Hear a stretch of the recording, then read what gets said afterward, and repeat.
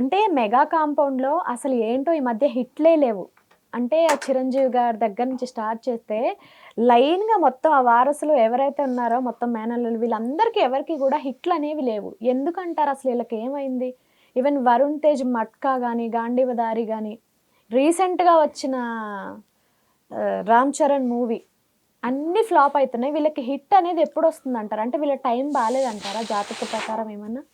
అమ్మ హిట్లు ఫ్లాప్‌లు అందరి ఇళ్లల్లోనూ ఉంటాయి. కానీ లైన్‌గా అంటే కొంచెం ఇప్పుడు ఆలోచించాలి గదా! చిరంజీవి గారి ఇంట్లోనే లేవు. మోహన్ బాబు గారి ఇంట్లోనూ ఉన్నాయి. అక్కినేని గారి ఇంట్లోనూ ఉన్నాయి. ఓకే. ఉన్నాయి కదా! సో, ఒకప్పుడు టైం వస్తది. ఇప్పుడు బాలయ్య టైం నడుస్తుంది. పాపం ఒకప్పుడు ఆయనకు వరుస ఫ్లాపులు ఉండే మరి. అవును. కాదా? అవును. వరుస ఫ్లాపులమ్మ. పెద్ద పెద్ద సినిమాలు ఎలా ఫ్లాప్ అయ్యాయి తెలుసా అసలు? మామూలు ఫ్లాపులు కాదు. అన్నీ ఫ్లాప్, ఫ్లాప్, ఫ్లాప్ ఉండి అసలు ఒక రేంజ్‌లో ఉంటాయి. ఇప్పుడు ఆయన రేంజ్ అసలు ఆకాశం.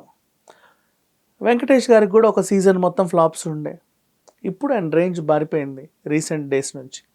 అందరికీ ఉంటాయి హిట్స్, ఫ్లాప్స్ కామనే.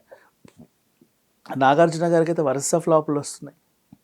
ఓ టైం వస్తుంది మంచి హిట్ కొడతాడు. ఈ మధ్యకాలం లాస్ట్ 'నాసామి రంగా', 'సోగ్గాడే' ఒకటి రెండు, మిగతావన్నీ పెద్దగా ఏం లేదు. ఆ 'బంగారాజు' అండ్ ఒకప్పుడు 'అన్నమయ్య' టైంలో అసలు అయిందే హవా.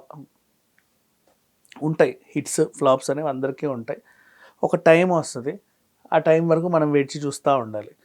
ప్రజెంట్ బన్నీ హవా నడుస్తుంది. ఆయనకు పట్టిందల్లా బంగారమే. వరుసపెట్టి హిట్లు. ఎన్టీఆర్ వరుసపెట్టి హిట్లు.